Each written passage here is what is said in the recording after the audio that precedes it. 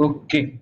So yesterday we talked about what all we are going to cover in module 2, right? So we are going to begin with OOP, object-oriented programming, as you all know. Okay. So today is lecture 1. The agenda will be pretty straightforward. I don't have a lot of content to cover as such. I just want you guys to be comfortable with the idea of object-oriented programming. Okay, that's the only intention today. And obviously, along with that, there are certain basic concepts that I'll be telling you. You know, other than that, there is one confusion that we had yesterday, whether recursion will be there in the mock interviews or not. Okay, so it will not be there, right? You told me that others mentioned that recursion will not be there in this one mock interviews, so it will not be there for mocks. Okay, I'll repeat it once more people join, but anyways, let's get started with OOP. Okay, so before we, I mean, yeah, let's simply begin. And before we begin, I would just say that be patient. Okay, today's class is definitely going to be different than the kind of discussion that we were having yesterday. Okay, I will not be able to take as many doubts as I did yesterday because yesterday it was just an introduction. Today we also have to focus on the coverage of content as well, right? So although your doubts will be focused upon, but I think it's practical for you guys to understand as well that if I take all of your doubts, we will we will be stuck at OOP forever, right? So there is some kind of judgment calls that I will need to make. Okay, so please, I mean, bear with me there. Okay, so cool. With that, let's get started and be patient. Okay, if you are not able to understand something, do not start dropping or anything.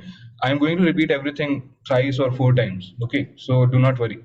Today's class is just to get you familiar with the idea of OOP, right? So what is OOP? That's the first question that we can talk about, right? We are talking about OOP. You must have heard about OOP before coming to this lecture as well. So OOP is basically object oriented programming.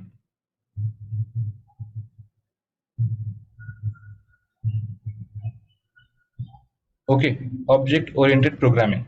That's what OOP is. Okay, it's a way of programming that basically has a lot of you can say suggestions for us on how we should create our code, how we should manage it, and within OOP there are certain you can say rules and ways of handling our code. So all those things combined are included inside the OOP, right? So it's just a way of programming, it's just a programming methodology. So it has its suggestions, its recommendations, right? That we should follow in order to have a good quality code, right? That's what OOP is. So just to give you a very general idea, right? So in DSA, what we will be doing throughout our module 2, module 3, module 4, what we'll be doing is we will be focusing on only the main logic of our question, right?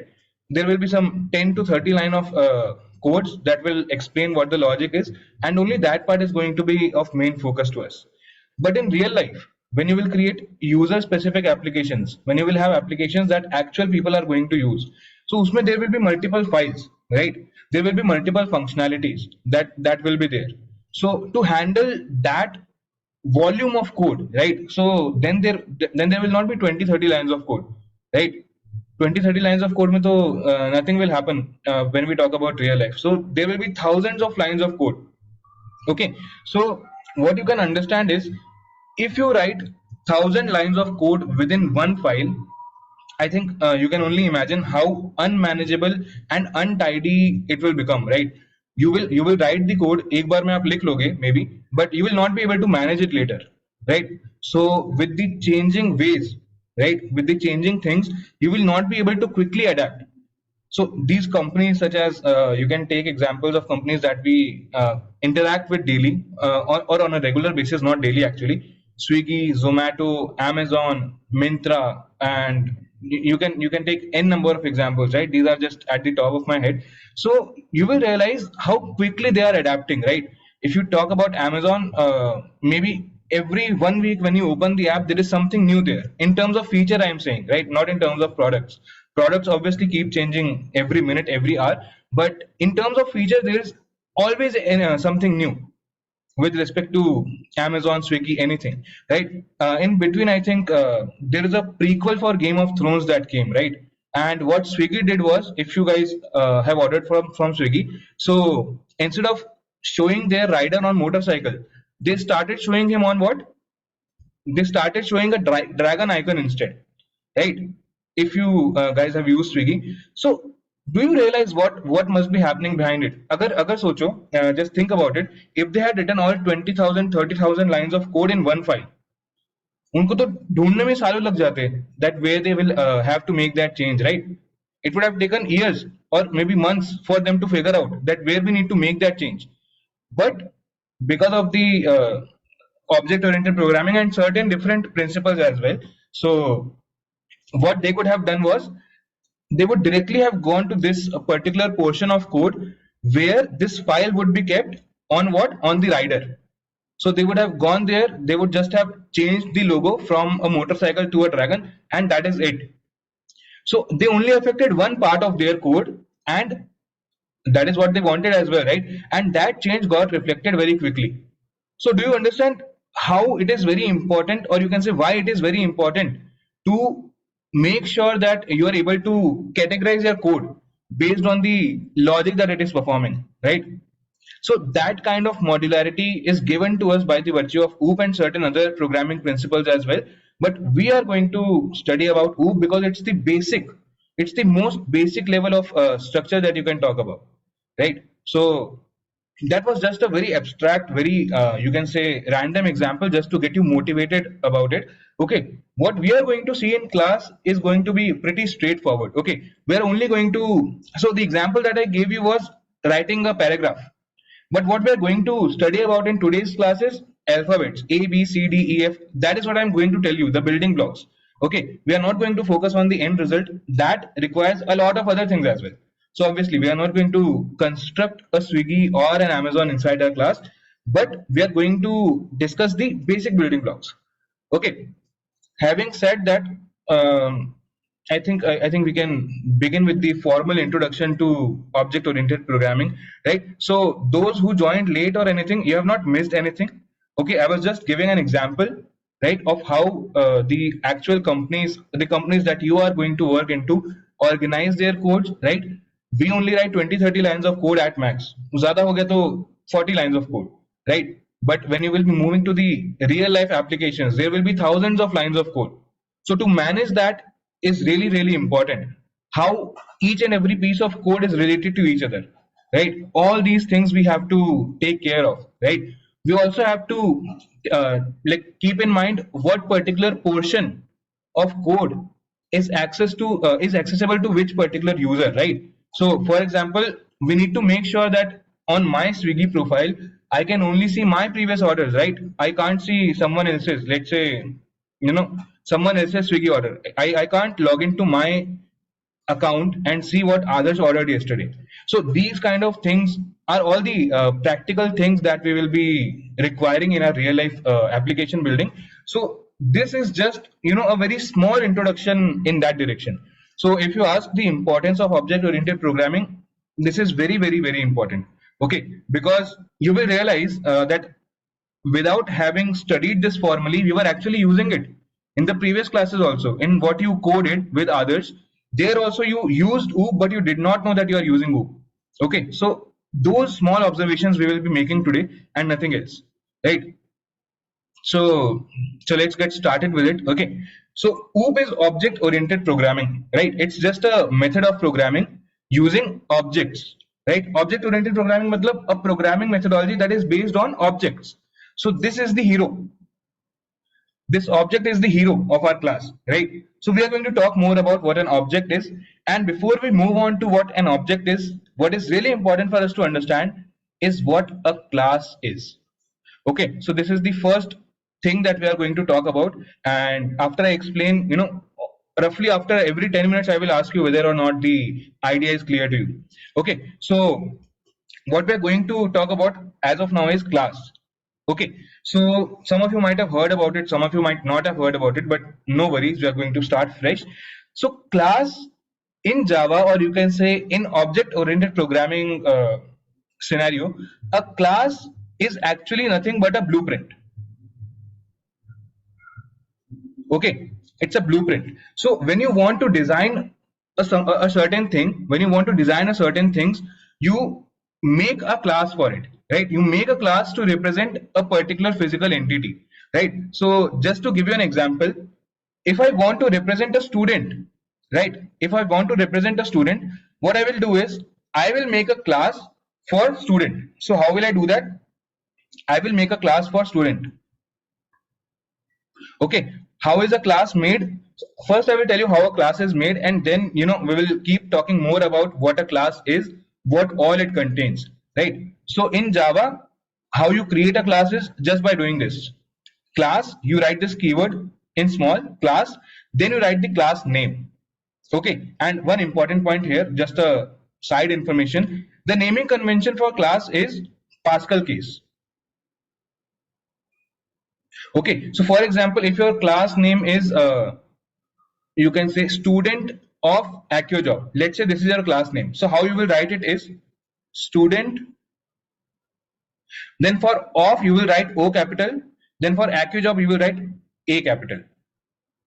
So this is going to be your class name. This is just the naming convention. There is nothing related to logic here. Let's come back to the logical part. Okay, so what is class? Class is going to contain information about a particular kind of you can say entity, right? About a particular kind of entity. So as I said, it's just a blueprint, it's just a template, you can call it, right? So what all information is it going to contain? It is just going to contain the properties of your students. Okay, I see some messages in the chat. Can I disable chat? I don't know, let me. अच्छा ये yes no मत करो, एक second ना. entity, not entity. So to represent any entity, right? To represent any entity, we have a class for it. Okay, so class is just giving you a basic idea about that particular entity, which in our case, in our example, is a student. Okay, कोई भी particular चीज, right? कोई भी particular physical object जो होगा, उसके group को अपन class से रिप्रेजेंट करेंगे. जैसे मैं हूं, you guys are there, right? So all of us combined, what are we? We are human beings. So what will our class be? Our class will be human being, then that will be having properties according to that, right? So like that, I'm taking a class student to represent the properties of a student, right? And because this is our first class, I'm not going to take all the properties of a student. I'm just going to start with something basic, right? So what is a student going to contain? A student is going to have an ID. Also a student is going to have a name,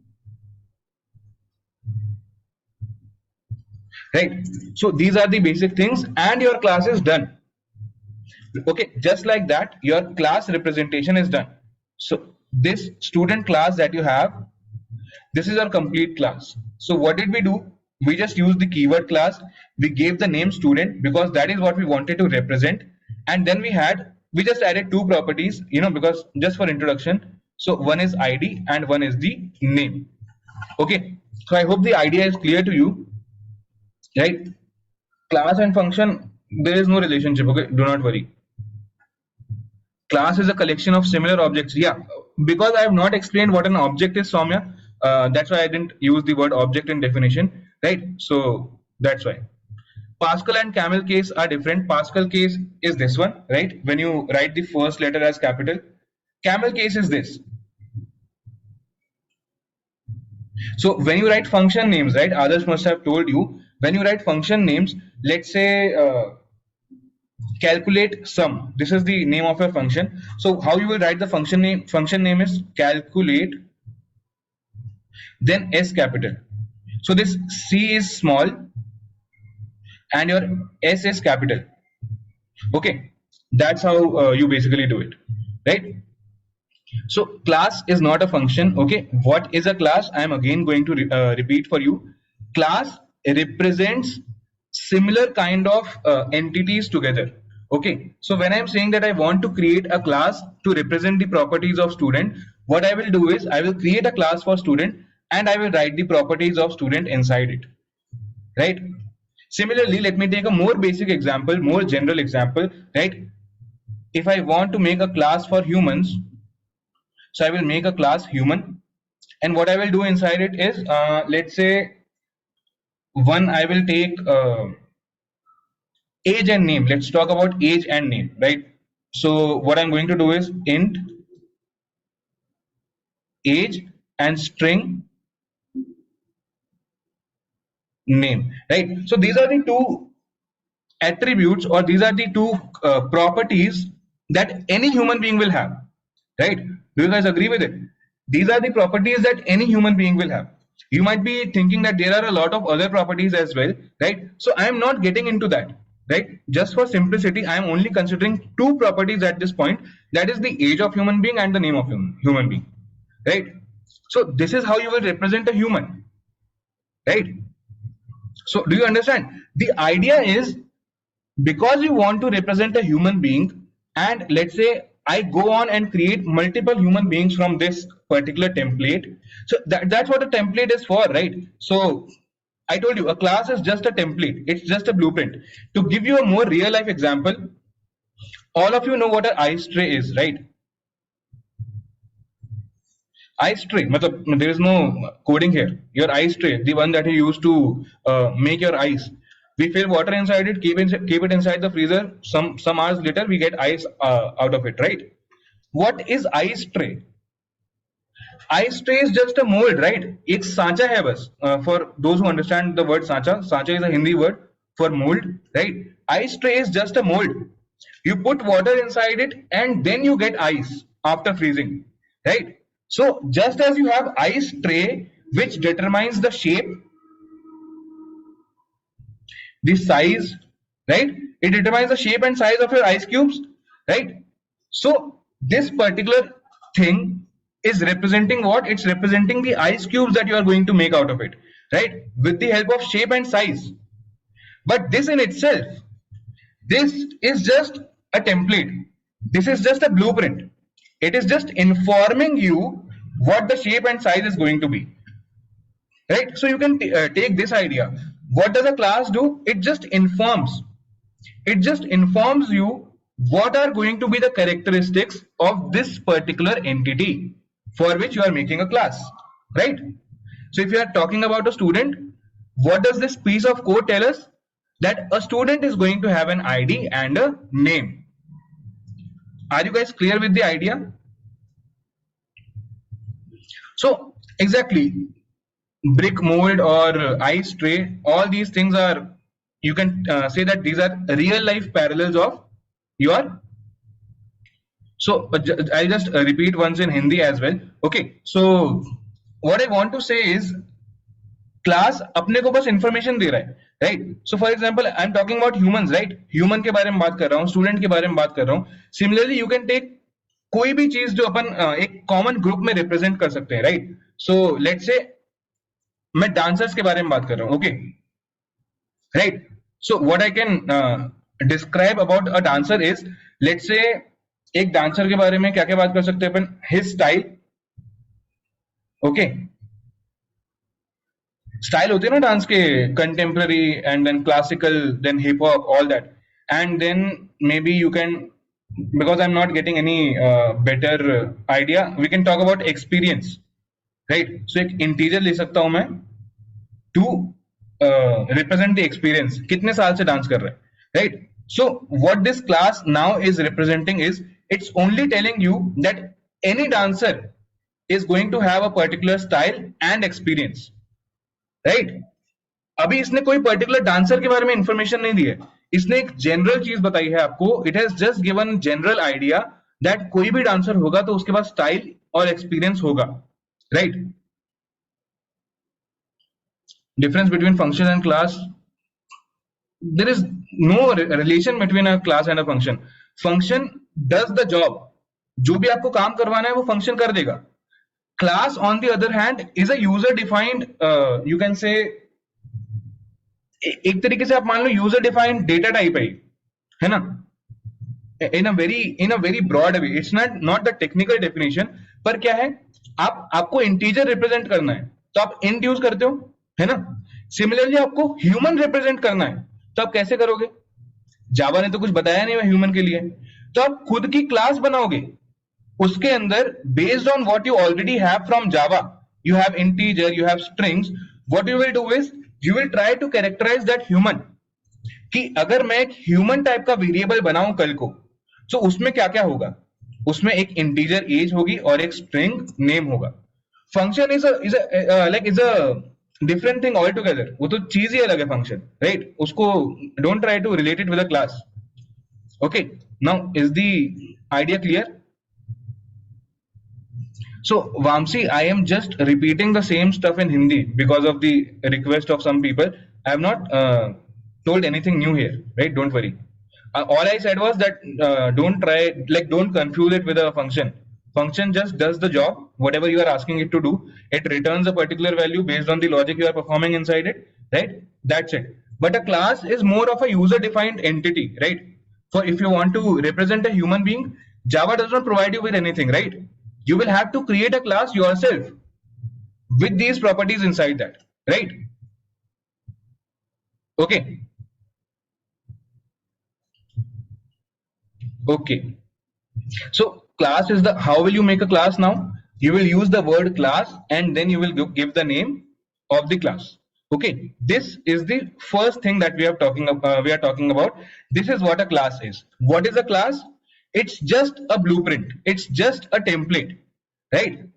So you have not created an actual human being as of now, or you can say even in computer, to represent this information you don't have any particular human being, right?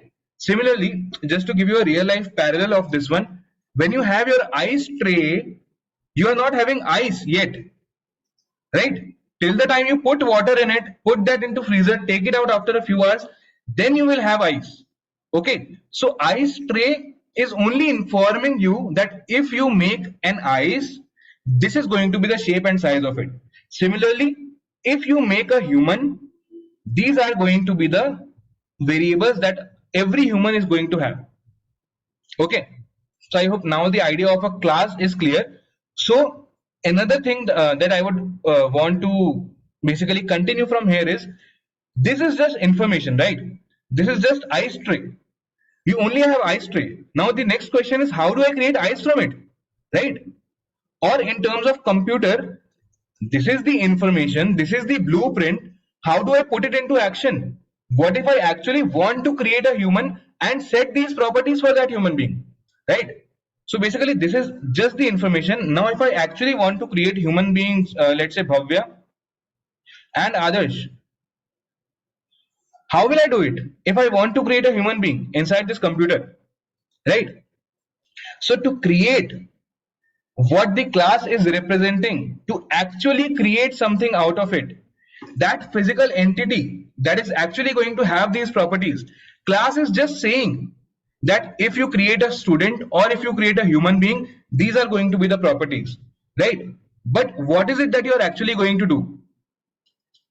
Actually, to use this particular information and to make something out of it, you create what is called as an object. Okay, you create what is called as an object.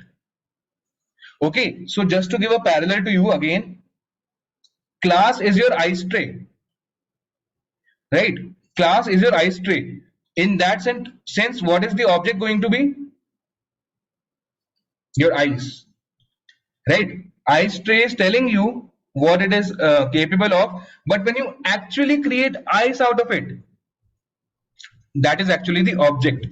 Okay, ice tray is not giving you anything. Ice tray is not giving you ice. It's just there. You can use it to create ice. When you will create ice, the information will be taken from ice tray, that what should be the shape, what should be the size. Similarly, when you write a class, there is no physical memory allocation. There is no actual thing that is created as of now. Class is just telling you, if you create a human being, this is all the properties it is going to have. Okay, so when you actually create a human being out of a class, that is called as an object. Okay, is it getting clearer to you? Are you getting some sense out of it?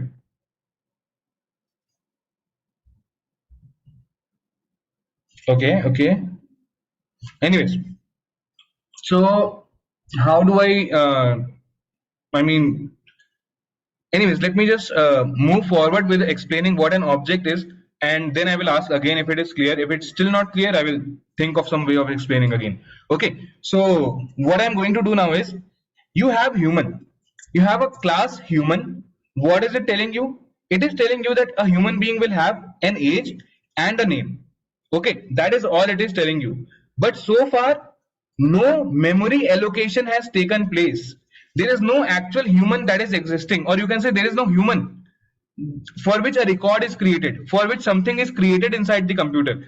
Only this information, only this template is present, that when you create a human being, this is what it is going to contain, right? So if you take example of a blueprint, जब कोई घर बनने वाला होता है, when you, before you create a flat or a house, there is a blueprint, right, which tells you this is where the kitchen will be, this is where the bedroom will be, this is where the hall will be, there will be 2 bedrooms, there will be 3 bedrooms, this is what the size of bedroom is going to be, right? So you have all that information, but it is only on a piece of paper. There is no actual house that is created yet, right? So blueprint is just giving you the information that when you create an actual house, this is the information on which it will be based, right? Similarly, when you create an actual object, these are the properties that the object is going to have. So as of now, because you have just told the computer what a human is going to have, no memory allocation has taken place. What I mean by saying this is, ये जो int age, string name, all these things that you have taken here, there is no integer corresponding memory or any memory corresponding to a string that is taken in the computer as of now. No memory allocation has taken place. Okay, this is just plain lines of code. It is just informing you what all characteristics a human is going to have, right? So how will you create an object out of a class? Let's talk about that, and maybe then it will be clearer to you guys, right? So how do you make, so you have information, right? That is your template or blueprint. Then when you actually create something out of it, this is just your information, right? Then when you actually do the memory allocation and create something out of it, what do you create? You create an object. Okay, so you have a class. Let's talk about class human only. Okay, let's talk about class human. Okay, and what is it going to have? I told you it's going to have age and name, right? So it's going to have age, name. Age is an integer, name is a string, right? So when I want to create an actual human being out of it, how I do it is by creation of objects. In terms of code, how is an object created? Let me tell you. Human. So basically, how do you create an integer? आप क्या करते हो? Int a is equal to 5. This is how you do it. Pretty straightforward. Because Java has already defined that when you use the word int, Java knows that it is talking about an integer. Then you use a variable name here, so it knows that, okay, a variable whose name is a and which is of integer data type is storing the value 5, right? So then actual integer memory takes place, right? Memory allocation takes place for integer. Similarly, when you want to create a variable of human type, just to understand, like make you understand the sense of it, I am using the word variable here. Okay, so when you want to create a human type of variable, what you will do is, it's not provided by Java, so creating it is also not going to be as simple as that. Okay, what you are going to do is human, let's call the first human as h1 is equal to, you can't give any value, right? You can't say 5, or you can't straightforward give a name, right? Because so far computer doesn't know what human is. So what you will do is equal to new human. This is what you are going to do. Okay, this is what you are going to do. So this h1 is actually going to contain the information about a human. Okay, and this is the word, this is the keyword that we are going to give our focus to. Okay, what is this word? So basically, whenever we want to create an object out of a class, this is the keyword that we use, new keyword. Okay, so it is responsible for actual memory allocation.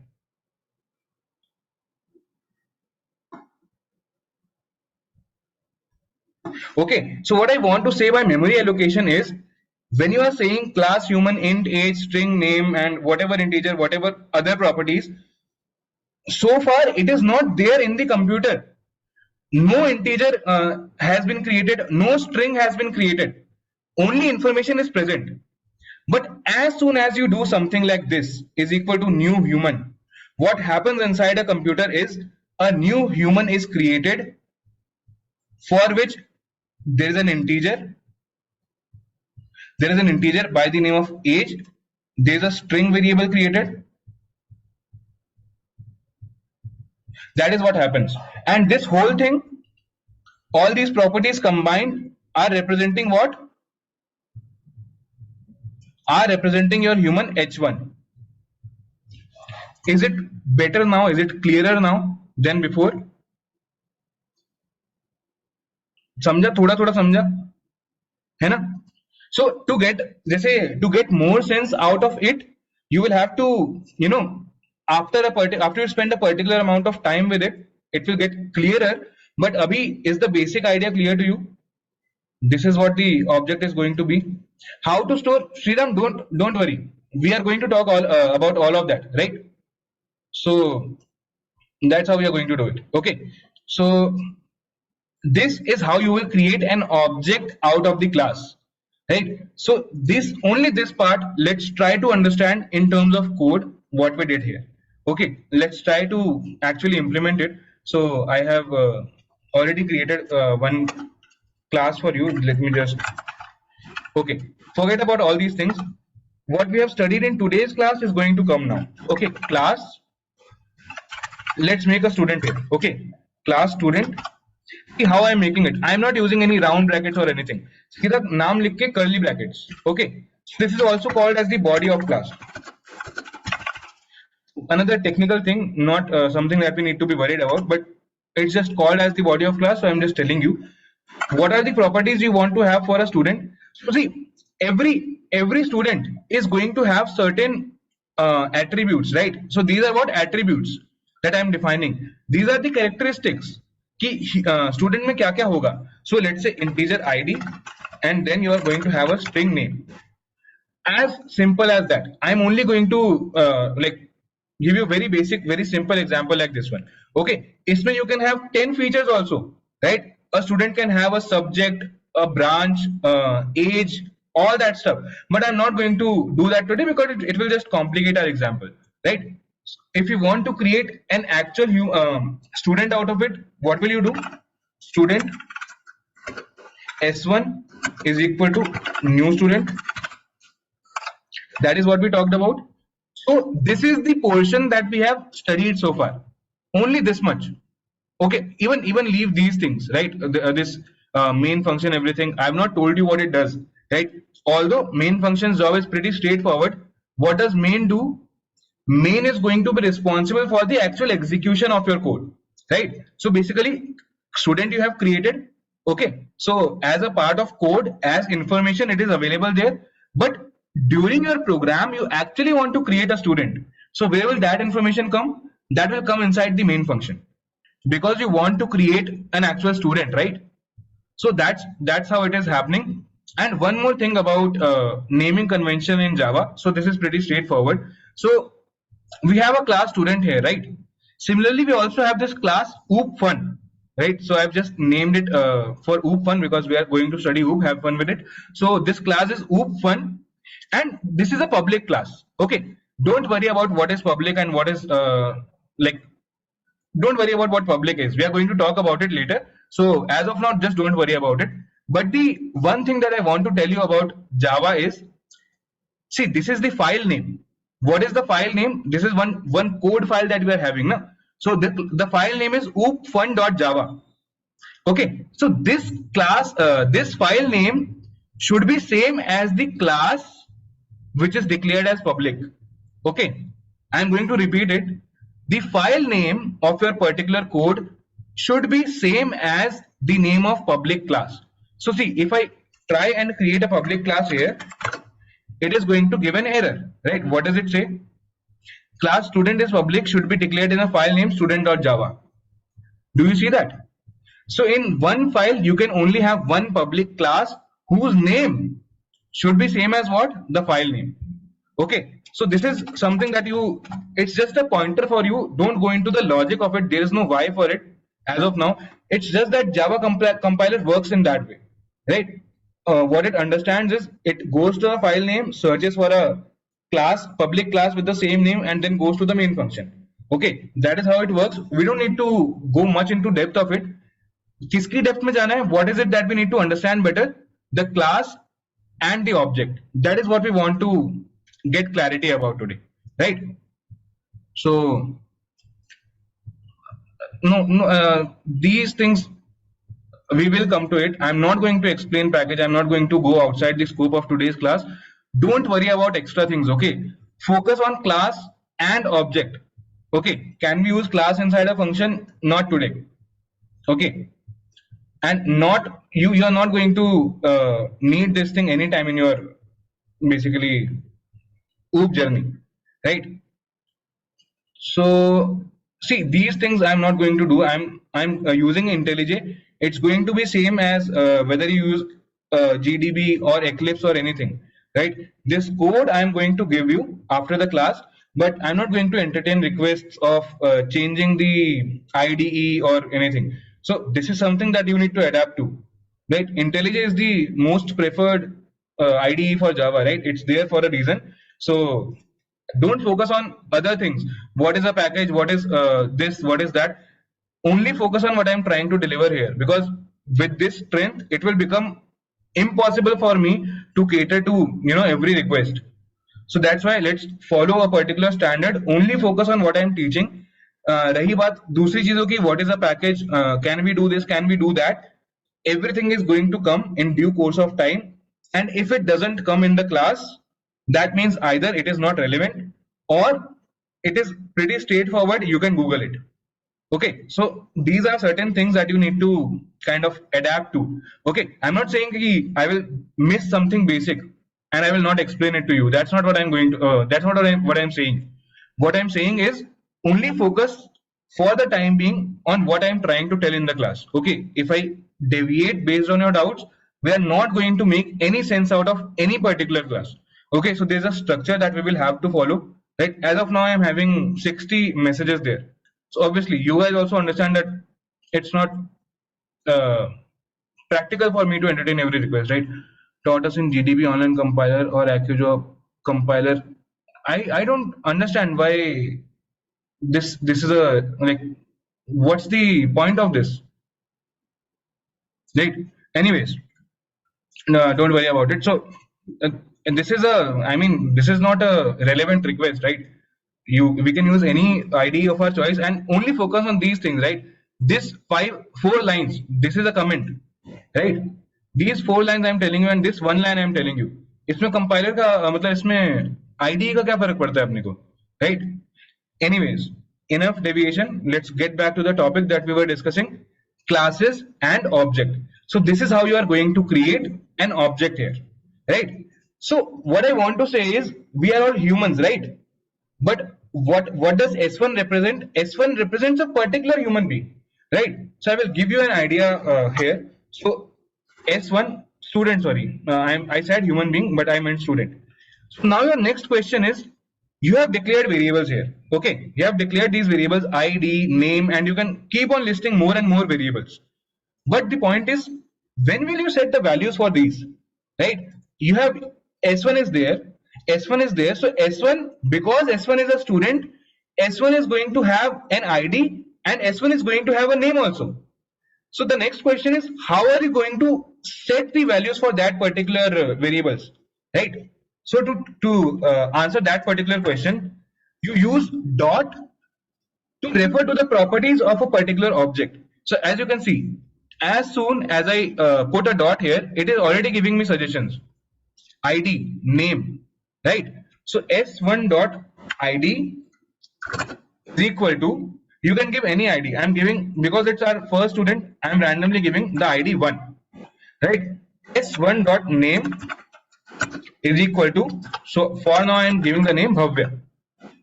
Okay, because it is a string, I'm enclosing it within double brackets, right? So if I want to print it now, so name is what? S1 dot name. So see, I told you two things here. When you want to assign the values, you will do it like this. When you want to get the values, when you want to print those values, then also you will access it in the same way. Okay, what is it? Name, and then there is ID. Okay, so what is the ID going to be? S1 dot ID. Is it clear? So if I run this particular thing that we have here, what you're going to see is, it's taking some time. See, okay, name ke baad let me give some space. Okay, run it again. See, name Bhavya, ID 1. So let's try to understand what happened here. Okay, let's try to understand what happened here. This is the output we are getting.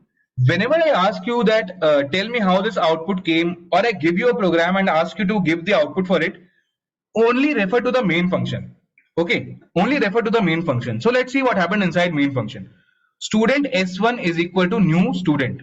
I told you student is a generic thing. It is going to be same for every student. But when you do this, student S1 is equal to new student, actual student gets created. Actually, the memory gets allocated for this integer, for this string, right? This is what is happening inside the memory. So this is what your new keyword does. It creates an actual object which is going to take its properties from the class. Okay, so basically abhi kya ho gaya, we are at this stage. We created a student S1, right? We created a student S1 जिसके पास क्या है, which has an integer ID and which has an integer name. Okay, so this is the picture so far. This is the picture so far. Okay, and then what we have there is S1 dot ID is 1. So I'm setting the value here, right? I'm setting the value, and what is the other thing that I'm doing? I'm setting the value for the name also, right? So it's also called as initializing the value, or whatever you want to call it. So this variable is declared here. I am just giving it the particular value. That's as simple as that. Okay, then system.out.println, you all know it, it's used for printing, right? What am I printing? I'm printing the S1 ka naam, S1's name, and S1's ID. Okay, is it clear? It will become more clear when I create two students. Okay, it will become the idea of what is the difference between an object and a class. This will get more clear when I create another student. So let me do it. Okay, how will I do it? Student, right? Student type का variable बनाना है. So it's actually an object, but just to give you a parallel, to make a student, what will I do? Student S2 is equal to new student, right? This I have done. This is pretty straightforward, right? इसमें I have not used any logic. Now I will give it an ID and a name. Okay, so S2.id, sorry, S2.id is equal to 2, S2.name is equal to, let's give Adarsh here. Okay, Adarsh, and then use a semicolon, very important. Okay, then have the same print statement for Adarsh also. System.out.println S1.name की जगह I will print S2.name. I think it's pretty straightforward for you. And S2.id. Are you guys clear so far? What kind of object we are going to have? Why use of dot in S1.id? So basically, Krishna, dot is used to access that particular variable. You have created ID in a student, right? So what does it tell you? Every student will have an ID, but for S1 you want to set the value for that ID. So how will you do that? S1's ID, that is S1.id. To go to S1's ID, you will use S1.id, right? And that is how you are setting the value. You are also printing the value. That's how you are doing all that, है ना? You know, first student को change करके कोई भी नाम ले सकते हैं. Yes, Saikat? Saikat, that's also we can something we can do. I will do it. Good question. If you relate with scanner is actually not a very good example. I will try to relate it with something else. Coding platform, it's an IDE called as IntelliJ. है ना? Scanner is not a very good example. Okay, I'll take something better. How are you going to use student class property in class OOP without extending? So Aniket, the idea is within a same class we don't actually need to use that, right? Within the same file we have declared a particular class. So in the main function we can very clearly make an object for that. Okay, so that's not an issue. Okay, good question, but we can do it. Why student class is written outside main function? So we can't declare a class inside the main function, right? That's not going to make sense. What is student h1 is equal to new student h1 is equal to new student? So by writing student s1 is equal to new student, what I mean is I know a student class is there which is going to have an id and a name. Okay, so that means if I create a student, the student will have one id and one name. But when I do student s1 is equal to new student, I am actually creating a student, right? And for that s1 student, now s1 is one student, one real student, okay, for which there is memory inside the program, right? S2 is another real student, okay. Cool. Then is every no, I'm not going to answer those questions. Okay, I'm telling you, only focus on class and object. Forget everything else. Okay, don't focus on package or anything, right?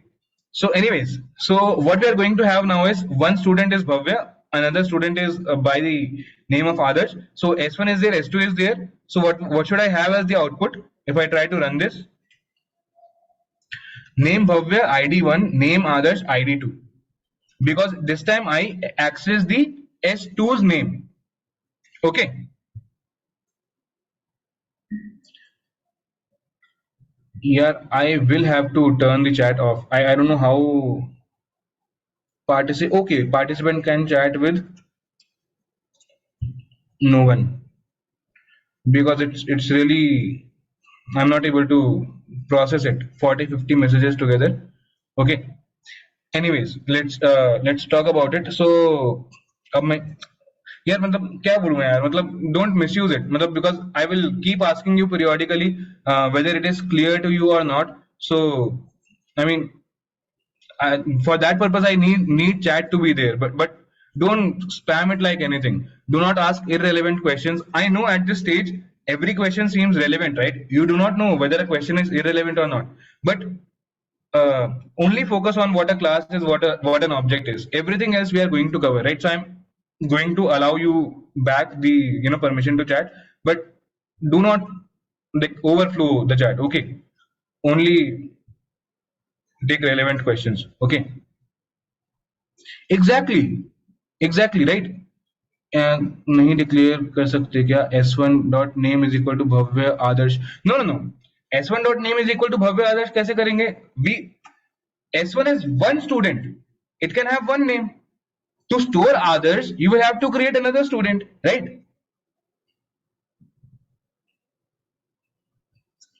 Okay, I think I will have to I'll do something, but yeah, anyways, so is the idea of a student a class and an object clear to you guys? है ना?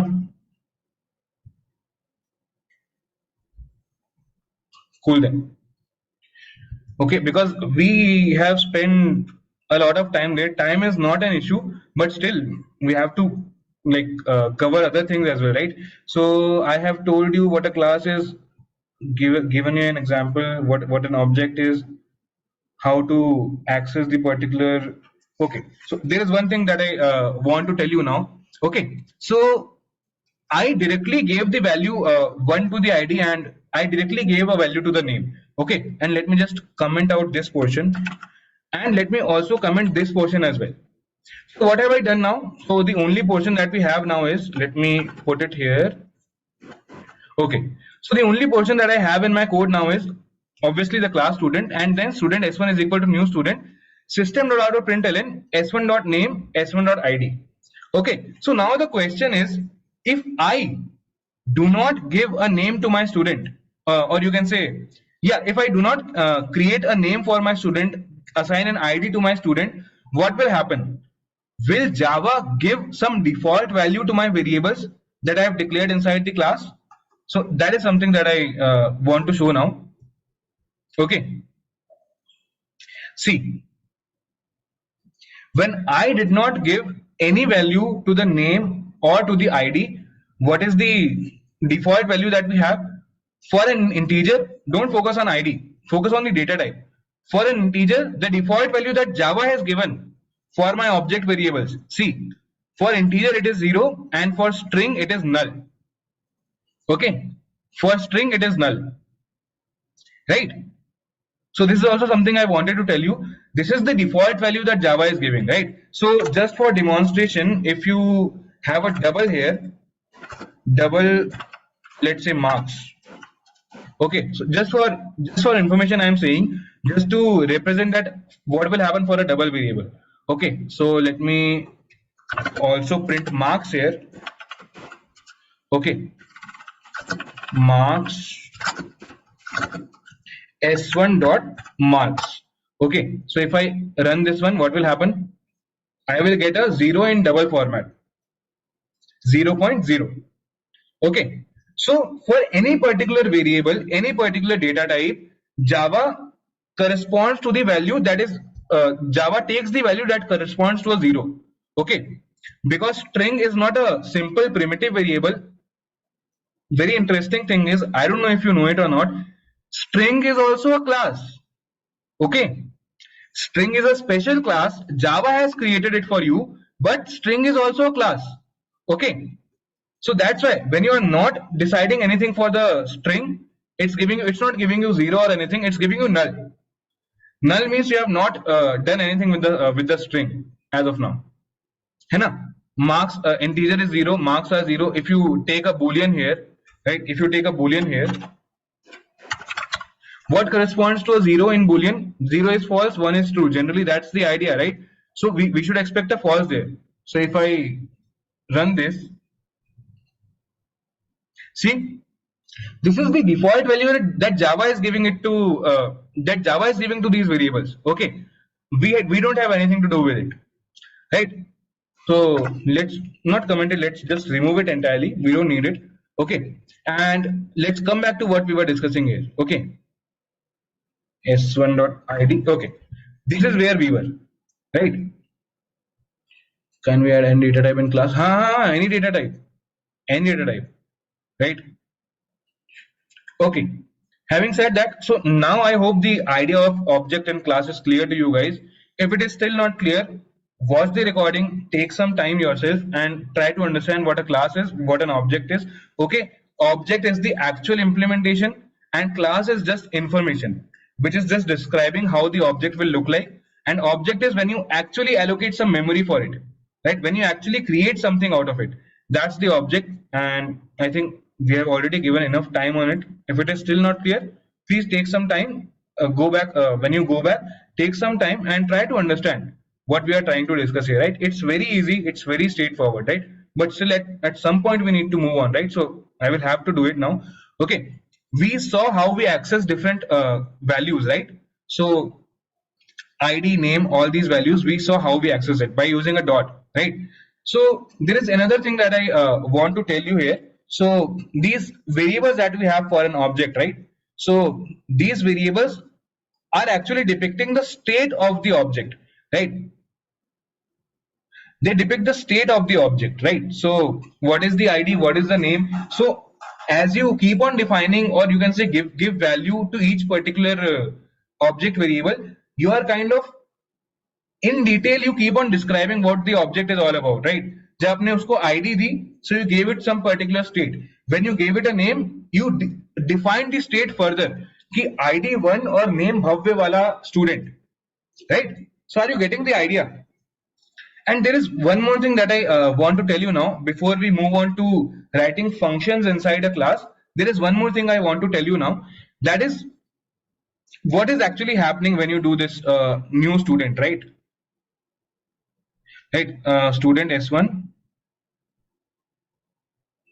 is equal to new student. You are doing this, right? Pay attention here and don't get too emotional about it. It's just a one-liner concept. जितना मैं बोल रहा हूँ उतना ही समझना है. Don't go here and there, right? So this is what I am doing. So I told you what's happening is physical memory allocation is happening. One integer space is reserved for your S1 and one string space is reserved for your S1. Okay, one integer is reserved and one string space is reserved. Okay, and then I told you this S1 is actually, this whole box is actually S1, right? But there's one little information here. Okay, S1 is actually a reference variable.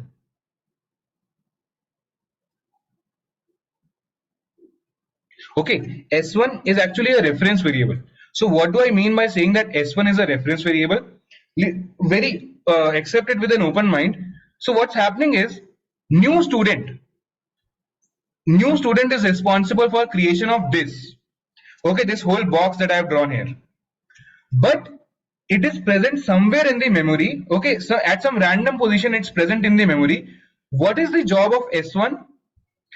S1 is going to tell you in which portion of the memory your memory allocation has taken place. Okay, so when you do S1.name, S1.id, all these things when you are doing, so what's happening is as soon as you do S1, it's going to this particular position in the memory. Then when you do dot name or dot id, it's further going into depth to fetch the name or the id. Okay, so this is one more thing that I wanted to tell you. How is it, why am I telling you differently? When you do int a is equal to 5, this is happening inside the memory. This is your a, this is your 5, right? The a is not a reference. A is just a variable name, right? A is a variable of type integer, but S1 is actually a reference variable for class student. That is one difference. Okay, so these are all your variables that you studied in your module 1, right? Integer, character, apna double, boolean, short, byte, all these variables that are there are your primitive variables. These are just simple variables. But I told you, right, class is a special kind of user defined entity, right? So when you give this name S1, it's not, S1 is not a variable of student type. S1 is a reference variable. Which, what will it refer to? किसको refer करेगा? It will point to or it will refer to the memory block where this particular object for student is created. Okay, I'm going to repeat it one more time. Listen it carefully. Very easy, very straightforward. So there is this portion, new student. This portion of code is actually creating a new student for you, which has an integer ID and has a string name. So this memory allocation is happening. Okay, this memory allocation is happening, right? Because of the new memory allocation is happening. But when you're writing student S1, so what's happening is this S1 is actually storing information about the whereabouts of this thing. Okay, यहाँ पे एक variable है, यहाँ पे 10 variable भी हो सकते थे. It could have 10 variables also. So S1 is storing the information about where to go if I want to refer this particular object. Okay, so S1 is just a reference variable. So there is implementation wise, there is no complexity that is added. You can think of S1 as a variable of student type, but technically S1 is storing a reference to the variable, or you can say to the memory portion where this allocation has taken place. Okay, that's the only thing about reference variable, or you can say S1 in this particular case, right? So what I wanted to tell you, what more did I want to tell you about this? Yeah, so when you created S1, you have created, right? S1 is equal to new student, you have done, and then you do S2 is equal to new student. So two different blocks of memory are getting created, right? I think it's pretty intuitive also, and just be clear with it. So S1 is having this particular ID, this particular name, whatever. Then when you do S2 is equal to new whatever, then this memory allocation is taking place. Okay, is equal to new student is equal to new student. Okay, but let's say you do something like this. S2 is equal to S1. S2 is equal to S1. If you do this, instead of saying S2 is equal to new this thing, so first point is this will never be created. Understood? You did S1 is equal to new student, and then you did student S2 is equal to S1.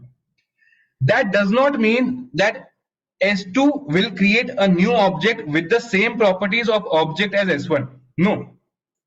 What will happen if you simply do student S2 is equal to S1? S2 is also a reference of the type student. S1 is also a reference of the type student. What will it do? It will simply equate the value of S2 to S1. What is the value of S1? S1's value is containing the information about where the object is created. उसकी location के बारे में बता रहा है ये, right? So now when you do S2 is equal to S1, the picture will look something like this. S2 will also come and point to the same object. Okay, so this is what will happen if you don't use the new keyword there. है ना? Object अपने आप नहीं बनेगा कभी भी. Object will only be created if you use the new keyword. Okay, I hope this makes sense, right? If we change S2, will it be reflected in S1? Yes. If you do it like this, yes, definitely. Okay. So let me demonstrate this. Let me demonstrate this also. Right. So S1, then student S2 is equal to S1. Okay. Now if you do S2 dot name is equal to, let's say, Bhavya again. Okay. Now if you print S1 dot name, then you can print S2 dot name. Okay. Think about what should happen. Think about it. Created a new student. Okay. Printed values. This is not actually relevant now. Created another reference, not a new student, and made it equal to the previous reference. मतलब एक बार ही object बनाया है मैंने, एक बार ही physical allocation किया. S1 भी उसी को पॉइंट कर रहा है, S2 भी उसी को पॉइंट कर रहा है, सेम ऑब्जेक्ट को, right? So when you do S2 dot name is equal to Bhavya and print S1 dot name, change तो इसी जगह पे हुआ है ना भाई. आपने किया S2 डॉट नेम तो वो इसी नेम पे गया है, इसको इसने भव्य कर दिया, राइट? इट हैज मेड भव्य है. अब आप S1 डॉट नेम एक्सेस कर रहे हो तो S1 भी तो यही है, इसके पास भी तो यही नेम है, उसने उसको एक्सेस करके प्रिंट कर दिया, right? And we also have S2 dot name, just for your clarity. So what should be the output? Now use the chat. What should be the output? Bhavya Bhavya, right? We have not created any new object for S2, right? S2 dot name is equal to Suleiman. Yeah, it will change. Yes. Now are you clear with what is happening in a broad way? In strings, the variable would point within string pool. If you know about it, you are right. What you are saying is right, but yeah, others don't worry about it if you don't understand it, है ना? So let's print it. All of you are correct. भव्य भव्य वाले लोग सही हैं, right? See, actually एक ही डब्बे की बात कर रहे हैं ना वो लोग. They are talking about the same box, right? Made a box. Integer is there, name is there, string name is there. Then S1 is pointing to that bigger box, S2 is also pointing to the bigger box. So if you say S2 inside the box that is represented by S2, I want to change the name. Then I want to print the name for the box S1. They're actually the same boxes, right? That's what I'm trying to say. So even if you do S2 dot name is equal to this and S1 dot ID, S2 dot ID, it's one and the same thing, right? That's what I want to tell you with the help of this, right? So if that is clear, if we have more than one object, whom will S2 represent? See, Gaurav, think about it. Whom will S2 represent? S2 will represent whoever you are asking it to represent, right? For example, if you do s2 is equal to new object, then a new object is created whose responsibility is on s2 now. But you didn't do that now, right? You just said s2 is equal to s1. तो पुराना जो object बना हुआ है उसको जाके point कर रहा है वो मस्ती से, right? It's just pointing to the same object as s1 is pointing to, right? What is the benefit? What is the harm? Don't think about the benefit or anything as of now. Like with the help of these small examples, the benefit will not be evident, right? But if you ask me about one small benefit, do you realize that we have created only one portion of class for representing all the objects that will be created out of it? आपने एक बार class बनाई, you have put the variables there, and using that same class student, you can create unlimited number of objects, right? Obviously there will be some limit, some hardware limit, but you get the point, है ना? Where reference variable is stored in memory, not going to answer it today. I will answer it in some time, or maybe you can Google it. Okay, very straightforward answer. Take the same thing, Google it, you will get the answer as the first result. But today I don't want to go there because class is already very confused, right? So Varsha, nothing personal, but yeah, that's the take here. Some memory location with different name. Same memory location, not different name, different variable, right? So it's like saying int a is equal to 5, int b is equal to 5. Not a very good example. If you say a is equal to 5, b is equal to 5, value is same, but they are two different memory locations. So just forget that I said that. But yeah, here the memory location is same only. S1 is also pointing to same location, S2 is also pointing to same location, right? Let me do one thing here.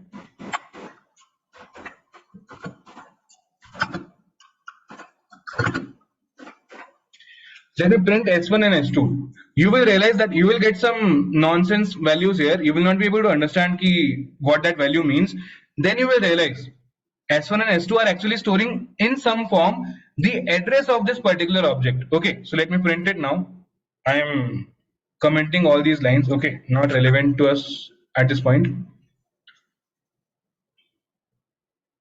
See, module 2 September dot student 7699 A589 7699 A589, because it's the same value, right? आप int a is equal to 5 करो, int b is equal to a कर दो. So again there is one difference there, but yeah, the thing is value is getting equated, right? S1 की same value S2 में copy हो गई, right?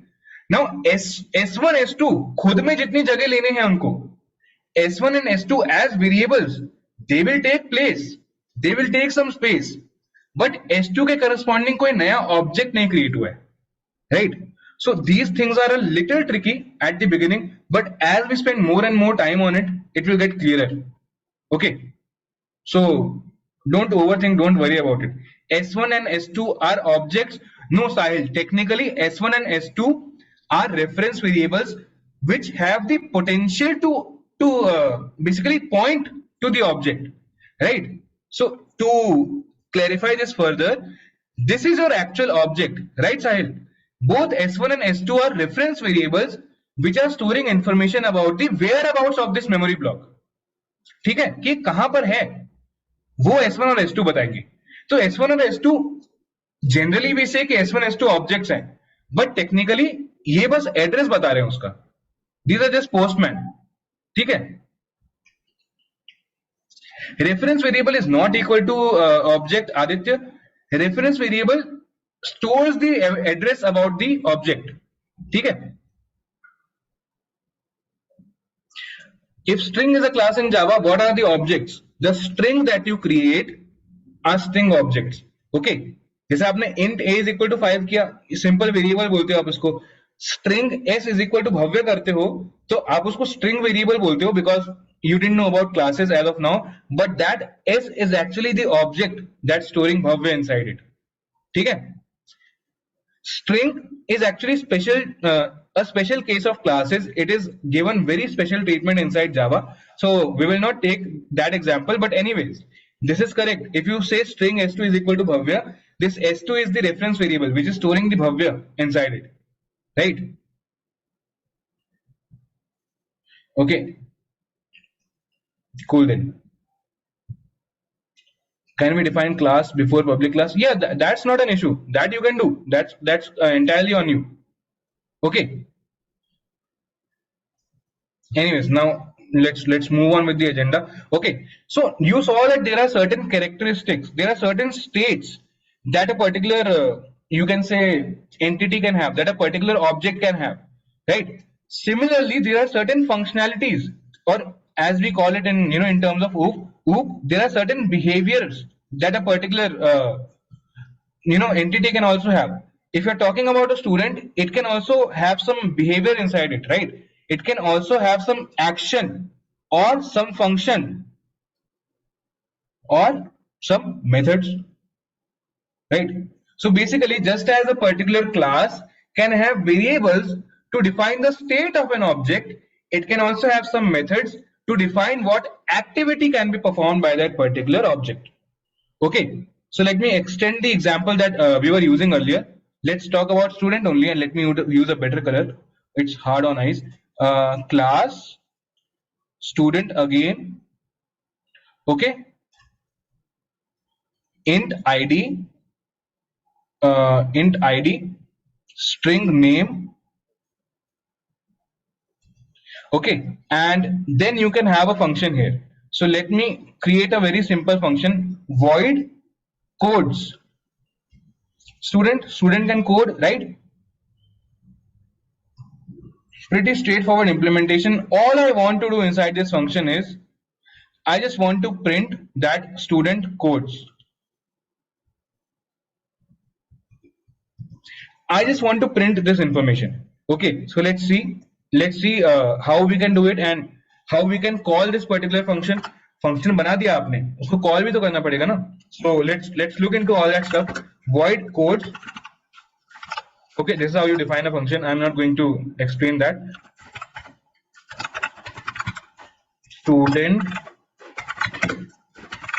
codes, right? Student codes, as simple as that. So I'm giving a very simple function declaration because I don't want to get into depth of how the function is getting implemented, right? That's not a concern here. What our concern is, we just want to see that a class can also have functions inside it, right? Determine the behavior of a particular object, right? So S1 I have created this. Let me just comment this particular one out. S1 is equal to new student. That is enough for us, right? To explain what we want to do. And I just want to call a particular function that is declared like this. What you will do is, all these functions are defined to be used by the objects, right? All these functions are defined to be used by the objects. So just as you do s1.id is equal to 5, s1.name is equal to Bhavya, Adarsh, Priya, whatever. Similarly, to call a function, आप normally आप क्या करते हैं function call करने के लिए? This is what you would have done, right? It's codes, right? आप क्या करते थे? आप लिखते codes.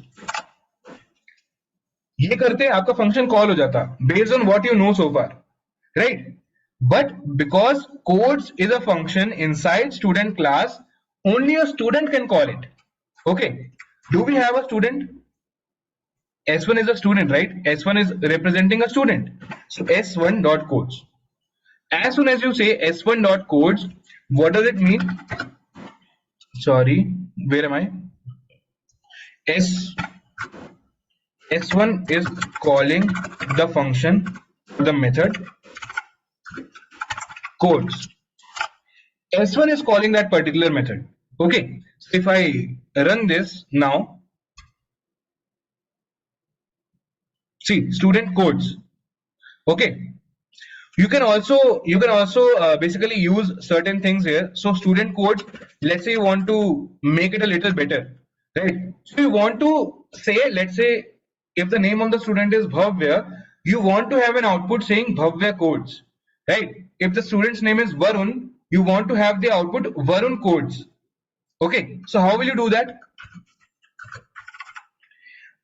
Name should be added here, right? So you should do s1 dot name here. ऐसा कुछ करने का, ऐसा मन कर रहा है क्या करने का? Do you feel that we should do something like this. Something like this. S1 dot name तो गलत ही है. Very good. It's an error. But do you say it's incorrect? Okay, it's incorrect. But ऐसा कुछ करने का sense लग रहा है आपको that I want to write the name for the object that has called this particular function. Self dot name basically, as Arun has mentioned, self dot name. जिस object ने कॉल किया है उस object का name codes. This is what we want to do, right? So there is no need to use S1 or anything here, right? The idea is, this is very important, listen carefully. The idea for a function inside a class is whoever is making a call to this function, whichever object is making a call to this function, these variables, id, name, the variables that are defined inside the class, if you use those variable names ना, ये अपने आप कैसा मान लेगा अगर S1 ने call किया है ना S1 dot codes, so implicitly Java has access to S1 name and S1's ID. So if you write name here, what will happen? अपने आप it will understand that we are talking about S1's name. Okay, that we are talking about S1's name. So if you do name codes, you will have output like Bhavya codes or Adarsh codes or whatever. So if I uncomment this particular line, this one, and S1 codes, I should print it after, है ना, S1 codes. So if I do it like this now, see, you just need to use this variable. Which name will be taken? So you will say there are 1,000 students, right? How will it understand कि भव्य print करना है, आदर्श print करना है या मतलब Rahul print करना है? So whichever object is calling this particular function, that name will be taken, right? That's why I am saying these variables are defining the state of the object. These functions are defining the behavior of the object. I'm not saying that these variables are defining the state of the class. Class का तो कोई state है ही नहीं ना. Class तो अपने आप में just a piece of information it is. It's not anything physical. उससे जो objects बन रहे हैं, that is the real deal. Okay, that's why these variables define the state and keep further, defining it in detail when you use this particular variables. And what does the function do? It tells the behavioral aspect of the object. Okay, so let's say name codes, then you can have multiple functions, void sleep, void whatever. So this way you can keep doing it, right? You can have multiple functions here just for demonstrating it, or that's not a very like interesting thing. Let's do this. I have made S2 again and S2 dot codes, right? So if I do this, the output that I'm expecting is Bhavya codes, Adarsh codes, right? Is that a correct expectation to have? Like we will see now. See, pretty straightforward, right? Can we initialize value of age in student class and then see what happens? Very good, Ashu. I'll do this next. Okay. If there is S1 dot code and S2 dot code, both, then what will it print? See, Pranav, I think now your question is answered, right? It automatically gets the name of student who called it. Why not main method?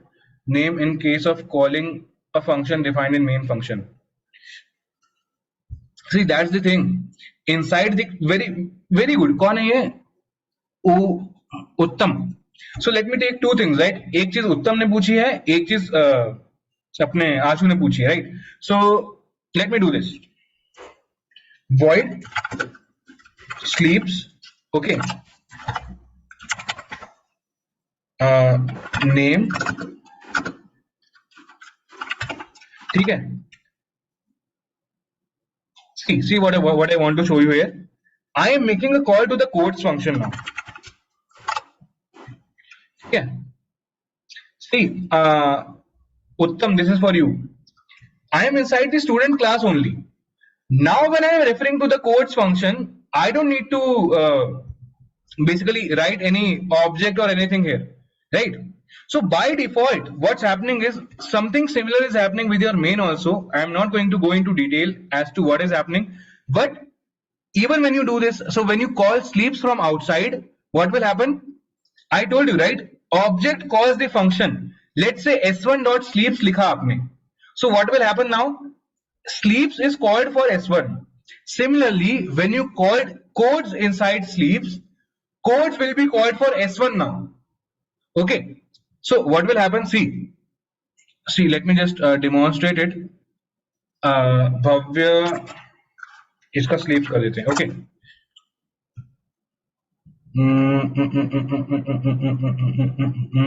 Let me not change the line here. I want to show you something. Anyways, let's not do this. Okay, let's not complicate it. Anyways, let me just show you what I want to show you. Okay, so s1 dot code. So basically, Bhavya code should be printed. Then s2 dot sleeps. So we will go there. We will go to the codes function. Sleep के अंदर पहले क्या किया? Code को call कर दिया. So we will come here. Name dot codes. Who called the sleeps function? Adarsh called it. So who will call the codes function now? Adarsh only. Okay, that information is kept in track. Then what will happen? Adarsh sleeps. Okay, so if we print it here, if we run it here, Bhavya codes, Adarsh sleeps. ठीक है? Is it clear? So what happened here was, if I try to explain it, so s2, the student, that is, the reference variable that's pointing to others, what will happen? s2 dot sleeps. आपने ये किया तो क्या हुआ? पहले जो student class के अंदर, this is the class, right, lines of code, there is the sleep function. So first that was called, right, so first the sleep function was called, then inside it the code function was called, right, and then obviously once the code implementation is done, what will happen? We will come back to sleep. What is the next line? The next line is to simply print other sleeps, right? So that's what we are seeing here, right? There is no need to, nothing difficult here. So Ayush, I will not make a GitHub repository, but I'll tell you what I'll do instead. So I'm habitual of doing this for all the previous batches modules. I share these kind of documents, right? Because OOP is a very special topic. I create one different document for OOP. What I do in general is I then create lecture. If you see this, I taught module 3, I told you, right? So if I go here, module 3 lecture codes. So these are the codes for all the lectures. See, for all the lectures that I took, right? So 1st August, 2nd August, 3rd August, 4th August, 5th, 6th, 8th, 11th, 12th, 15th, 16th. So this is what I will keep on doing for you guys as well. So don't worry. So for OOP, I have taken it from a previous batch that I taught. Okay, I will make the necessary changes, and this also contains the similar discussion that we did here, right? See, eats function codes, and I think they would also be calling. So whatever, right? Similar things are here also, right? I will change it whenever necessary, but more or less it's the same thing only, right? So anyways, that's what I will be doing. Okay, where can we find? I'll share it with you, Shriram. Don't worry. Hai na? So this is what we are doing, right? So this is the you can say dynamics of the function inside a particular class, right? So object I've told you, this I've told you. IST example I gave. One example that I forgot to give you is pretty straightforward. Okay, so as I told you, right, class in itself is not occupying any memory for integer or string or anything, right? What is occupying memory? When you create an object, then only memory is occupied. Similarly, if we carry out our istray example, istray is not occupying any particular resource, right? Istray is just a piece of information. But when you actually want to create ice cubes out of it, you have to give some memory, or in this case, in case of making an ice, what is the resource that you will utilize? Water, right? So in this particular example, what water is to ice tray for making, to make ice, what is getting utilized? Water. Similarly, to make an object, what is getting utilized? Memory, right? So you have a class. When you allocate memory, an object is created. Or basically, I should say it the other way around. When you create an object, memory is allocated for it. Right? So that's the one thing I wanted to share with you. It's just a pretty straightforward analogy that I wanted to draw. समझा है तो very good. नहीं समझा है तो don't get confused. Okay. My only point is, in the practical case, in our real life example, water is the resource that we are using. Similarly, to store information about object, memory is the resource that we are using from computer. Right? So this is one example I wanted to give you. Anything else? Yeah, we can talk about the next thing now. Ashu said one more thing. Before we move on, let me discuss that. Let me also see the messages. Discord is Bhavya Pandey, and then some number is there. I'll have to check. I'll leave a message today on your Discord thing, so you can track me from there. Okay. Ultimately, the moment we create an object, the same time memory allocation, only then the memory allocation is done. What happens if we don't use access specifier in a function? I don't know. Today, I don't know what an access specifier is, so I'm not going to take this question. Ultimately, yes, Rakesh, yeah. Okay, let me address Ashu's question now. He said, can we give some default values here also? So what did I tell you? If I am not giving any value to my ID or name, Java has already set 0, null, false, these kind of values as default values for my variables depending on their data type, right? But if I want to give a default value, let's say if a name has not been defined for my user, what I want to do is I want to give a default name. How can I do it? There are two ways of doing it. One we are going to discuss right now is pretty straightforward. Okay, so this is what the first way is.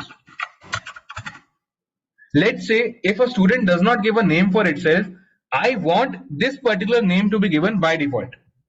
Okay, so if I skip this line, okay, ID, let's keep it there, and let me just, where is it? Where is that line? Print out the name and all. Anyways, let me just print out S1's name and S1's ID. So what should happen?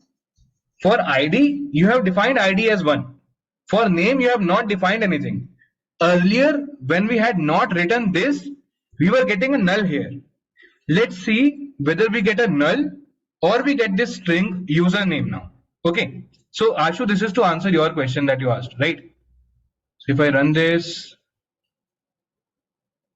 do you see? So this is one way of giving a default value ourselves, right? So you can say custom default value that we are giving, right? Default value जो actually वो तो Java दे रहा है, right? 0, null, all that stuff. This is the default value that we are giving, है ना? Pretty straightforward, right?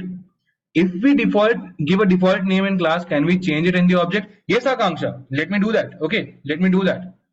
I mean, that's the reason why we are calling it a default name, ना? उसको हमने name थोड़ी ना बोला है. If I do this here, let me just. Okay, अभी क्या आएगा? अभी भव्य आएगा, right? Bhavya ID1, right? Is it occupying space? No, Farhan, it is still not occupying space. Okay. See, the only space that this code is occupying is when you run the program, it is loaded onto the compiler, right? So these 20-30 lines of code, they are loaded on the compiler.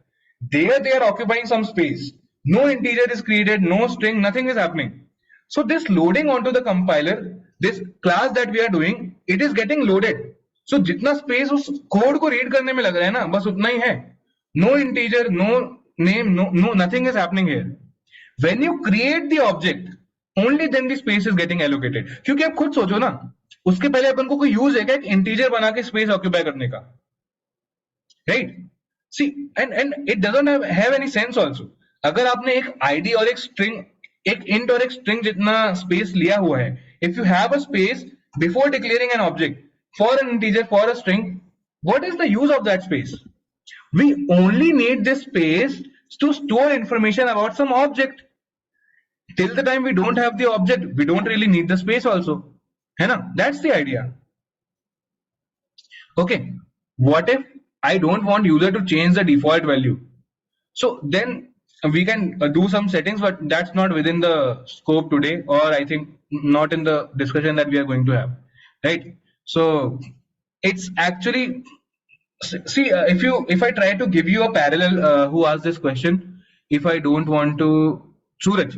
So very good question actually. We like, there are certain cases where we don't want user to change it, right? So what will happen in that cases? आप practically सोचो, ये जो हम कर रहे हैं ना यहाँ पे, this thing s1 dot name is Bhavya, s1 dot id is 1. We are not users here. We are still the developers. Do you understand? हम लोग कोड में चेंजेस कर रहे हैं.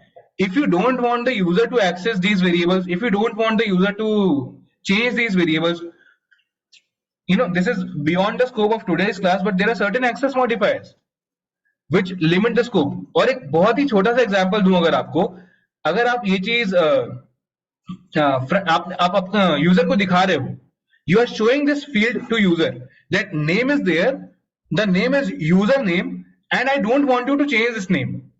So what you will do is, this comes to the front end now. Okay, so there are multiple ways in which you can set the editable for that particular field as false. मतलब वो field दिखाओगे पर आप उसको edit करने का option ही नहीं दोगे user को. So each time that you are getting an input from the user, you are never getting a new name from there because आपने वो user को edit करने ही नहीं दिया. So in that case, when we will have you know, the handling here, जब यहाँ पे हम लोग उसको हैंडल कर रहे होंगे उस इनपुट को, हम लोग नेम की बात ही नहीं करेंगे because that is given by default, right? If it's clear, it is good. If it is not clear, just don't worry about it, है ना? So in real case, you know, front end and everything will also be involved, right? So उसमें we will give these changes. अच्छा, अगर आप, हाँ, if you are talking in that sense, then there is a keyword called final also, that is in true in general, right? But it doesn't make sense to, I mean, it's a very case dependent thing, but the theory about final is, if you declare a variable as final, so you can't change the value of that particular variable, है ना? So that's another thing. But yeah, I think this was more of a user related question than an, you know, variable level question. Anyways, so there are multiple answers for that. Method in class can be defined like public static void or static void. आएंगे उस पे, people, don't worry. Method in class can't be, फिर से वही आ गया. This means we can give parameters to the class directly as the default value. We can define these parameters for the object, and where are we doing it? Inside class. So yeah.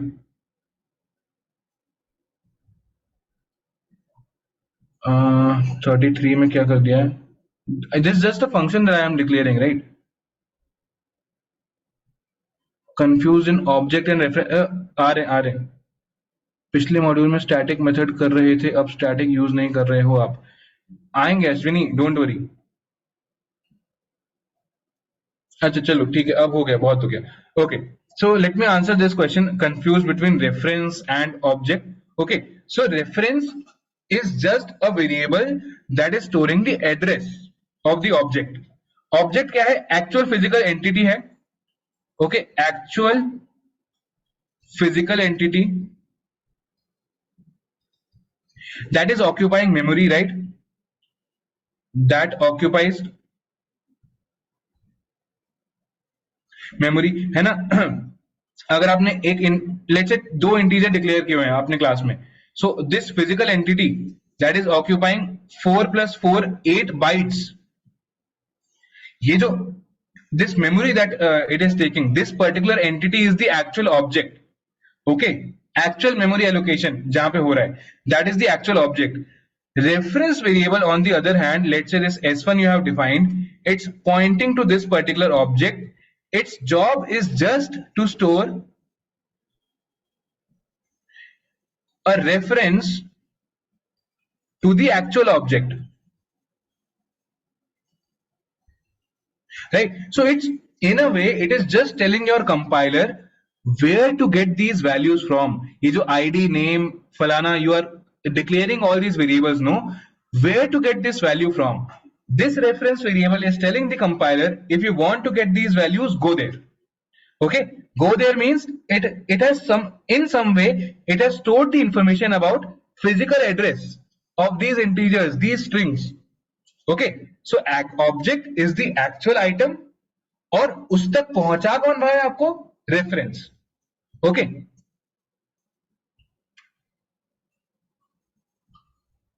अगर सब bounce जा रहा है भाई तो I mean I am trying my best, but I think you will have to give some more time on it, because so far only thing that we have studied is what is a class, what is an object, and we have spent 1.5 hours on it. So some time you will have to give on it. Okay, you are not the only one, I'm sure. I mean, I don't know your name, official account, but I mean, there is certain limitation that we also have, right? We can't keep on explaining the same thing again and again. But anyways, it's fine, but yeah, some way we will have to manage. Okay, now let's get to another thing, or you can say another concept. Let me briefly summarize what all we have studied so far, and then we will jump to a new concept, or a new way, a new concept related to objects. Okay, so we have studied classes, we have studied object, okay, and we have studied reference variables. Okay, and one thing for you guys, okay, do not look into the chat. आप लोग chat मत पढ़ो. कुछ लोग अभी static बोल रहे हैं, फाइनल बोल रहे हैं, एक्सेस स्पेसिफायर, ये सब वर्ड यूज कर रहे हैं, ना मुझे पता है ना आपको पता है. ठीक है, today I also don't know that stuff. So don't look into the chat. वो देख के और दिमाग खराब होता है कि भाई इसको एक्सेस मॉडिफायर भी पता है ना. Don't just don't worry about it. Focus on what we are studying here.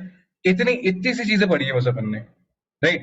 And then we saw how to access the variables,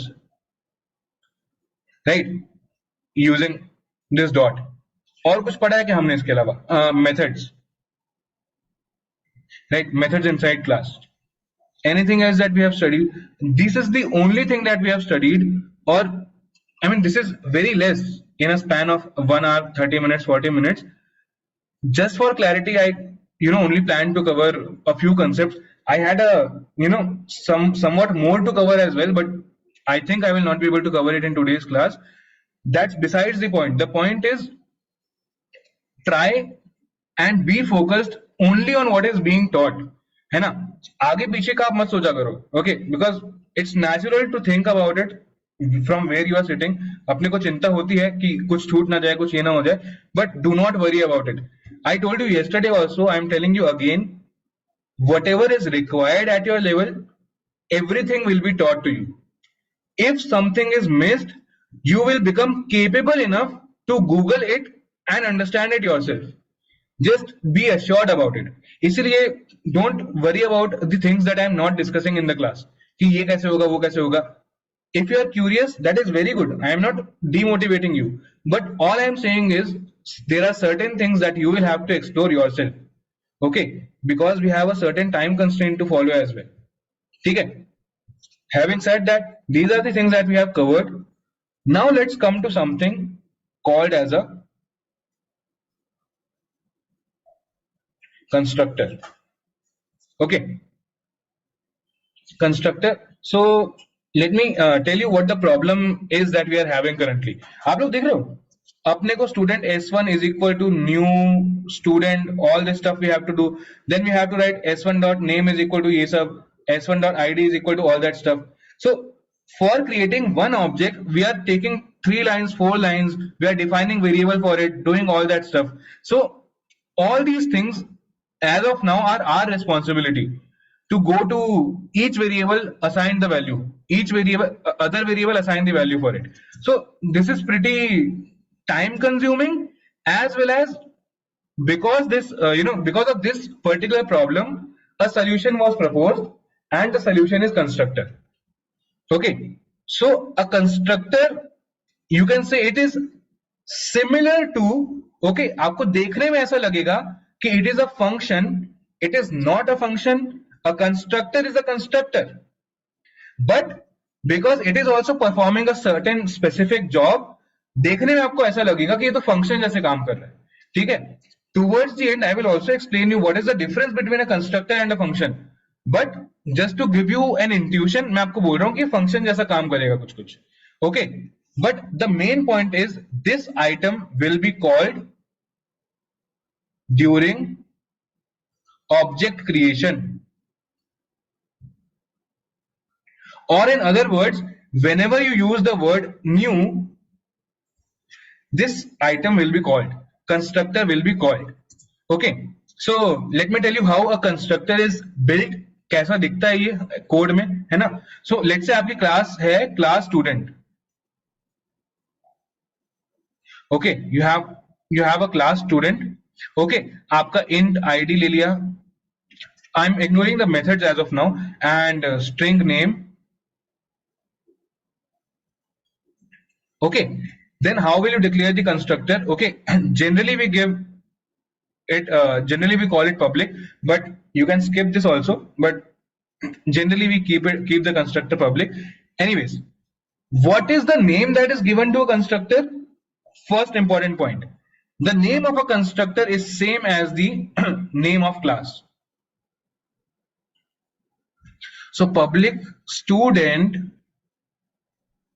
then you will make round brackets, and then you will do what you want to do here, okay. Public student. So Ashu asked this question, can we also give default variables on our own? So can we tell that, okay, id is equal to 1 and name is equal to student name by default? So that thing you can do here also, okay. This is one kind of constructor. So what you will do is, let me just write one thing as of now. I will just print that I am inside constructor, okay. इसका actual काम कुछ और है, but अभी के लिए just to understand that it was called, let's do it, okay. Sorry, so to make a constructor, कहां बोला था मैंने, कहां पे बनेगा constructor? Inside the class. How will we make it? How will we make the constructor? Same name as the class, then round brackets just as there are in a function, then inside that you will write the constructor body. So what will you do? Ignore the public part, okay. As of now that's not relevant to us. Student, okay. Inside this, what did I say?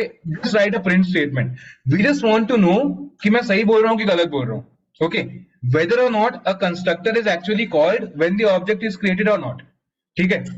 So system.out.println inside constructor, okay. So I only want one line, s1 is equal to new student, ठीक है.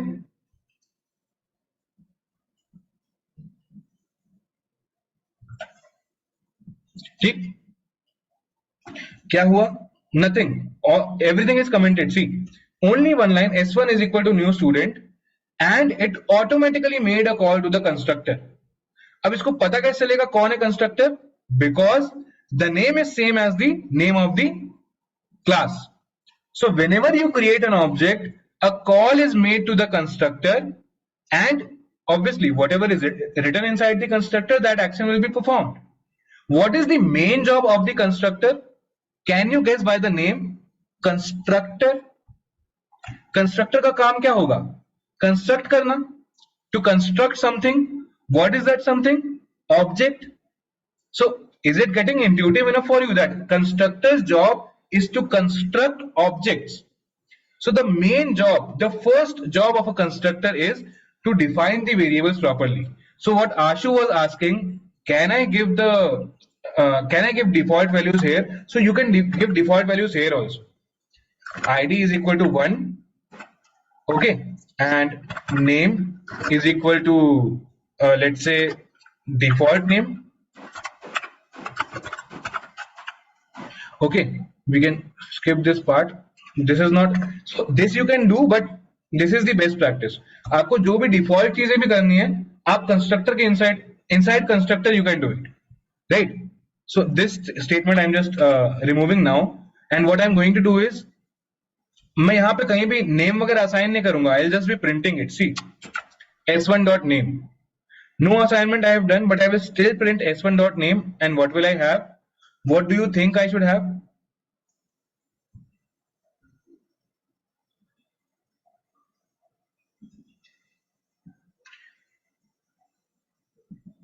Methods. And why do we use? Okay. So Mehran, why do we use constructor when we already have methods? So the idea is, Mehran, constructor is automatically getting called, right? See, if you carefully see, I did not make any call to the constructor. समझ रहे हो आप? Function में you have to call that particular function to implement those lines inside it. So that's the reason. Constructor is a special kind of function, you can say. Don't use this language in an interview, okay? And just to explain it to you, I'm saying this is a special kind of function which is only going to be called once. Kab? During object creation. Okay. Yeah, there are destructors also, but that's not really required to study here. Very good. There are destructors. You create an object. To free the memory, you also need to destruct the object back. So there are destructors, but we are not going to study about it. Comment line number 10 and then run the code. Commented it. Nothing will happen. I'm not printing anything. No. This I have uncommented commented actually. Nothing will happen. See. है ना? Cool then. Default की spelling गलत है, but anyways, that's not the default. Okay. So is this clear? Constructor. So someone asked this is having only one job. What is that? It is going to be called when the object is created. Okay. Function को आपका जब मन करता है, you will call it. But constructor is going to be called when you create the object. Okay. So this is a basic kind of constructor. Do you see? You are not passing any values. अपना main काम क्या था? ये जो बाहर we are doing this. Where is that? S1 dot name is equal to Bhavya. This we have to do. S1 dot ID is equal to 1. These things we are doing inside, as of now, right? These things we have to do. We don't want to keep doing this. What we want to do is यहीं पे कुछ ऐसा कर दें इस line में that 1 and Bhavya is automatically passed to the constructor and the value is taken. So for that we will have to create a constructor first. Okay, so let me do that. Public student this, and what is it? I will take an integer, let's say student ID, and let's say string student name. Yeah, what I will do here is student ID is equal to ये जो ID आई है मेरे को, right? Sorry, and then student name is equal to this name that I have received. Sorry, what is happening? ठीक है? Let me demonstrate what I mean by doing this. Okay. So when you are calling the constructor, see, now do you understand why we are having these round brackets from the beginning? Now when you are making a student, because you did not pass anything inside these brackets, क्या call हो गया? ये वाला constructor call हो गया. So the constructor which does not have any parameters is also called as a default constructor. Okay, is also called as a default constructor, and this constructor which is accepting parameters is called as a parameterized constructor. Parameterized constructor, right? So if I now create an object, I have created the student, I am passing the value 1 as the ID, and I am passing the value. See the beauty of IntelliJ. See, it is also giving me this shadow kind of thing, right? It's not an actual thing. It's just telling me कि जो आपने 1 लिखा है ना, वो SID में catch होगा. आदर्श लिखा है, it will be taken in the S name variable. So do you see? Now if I just comment this out, and where is that line? I run this line, see what will happen. Okay. Let me explain the flow to you, and then let's go to the output. Student S1 is equal to new student, then I have passed an integer and a string. So a constructor, where will the logic of the program move next? It will move to a constructor because we have created the object, right? It will move to a constructor which is accepting an integer and a string. So where is this happening? This is the constructor which is accepting an integer and a string. What is happening inside this? ID is getting equated to the ID that we passed. Name is getting equated to the name that we have passed from outside. So technically, if what we are thinking is correct, ID should become equal to 1, name should become equal to Adarsh. So what should we see here? Name should be Adarsh, ID should be 1. So if I run this, sorry. Yeah. See, is it clear? Can we create multiple constructors? Yes. See, we created multiple constructors, right? And this very thing, creating multiple constructors which are different, how? Based on the arguments that it is accepting, right? एक के अंदर कुछ भी नहीं है. One constructor has 2 arguments. This is called as what? Constructor overloading. You have constructor, but you are overloading the, because the name is same only, right? So when you have multiple constructors in a particular class, it is called as constructor overloading. Can we pass the values directly? We just did, right? See, sir, why are we using SID and SName in parameters? I'll come to it. उसी code में comments और डीकमेंट्स किए जा रहे हो तो उससे confusion हो रहा है. Okay, I wanted to share it with you after the class. That's why I was actually doing this. But anyways, thanks for the input. This is actually a practical suggestion that I can work on. है ना? Total how many types of constructor? 2 only, Spurs. Either you will pass the parameter or you will not pass the parameter, right? From where can we practice OOP? So Vidya, what you can do for OOP is you can refer, I will give you the link for this one, right? You can refer GFG for it. Things that only focus on things that we have studied in the class, and go there, check the description and read the examples. Only that. Okay, nothing more than that. Then if you talk about more implementation of OOP, then next topic is linked list, right? There we will be constructing classes. We will be creating objects using those classes, right?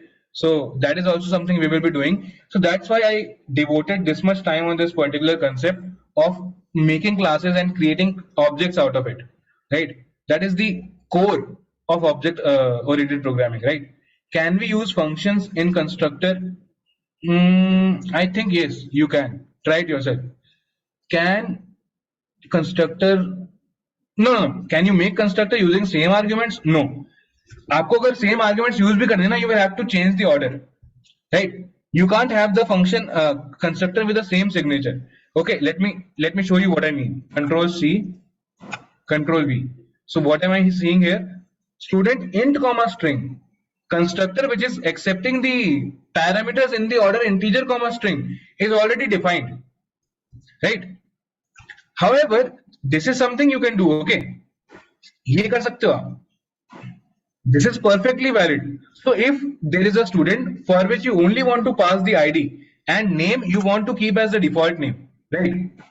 Name you want to keep as the default name. This is also one possibility, right? So if I do this,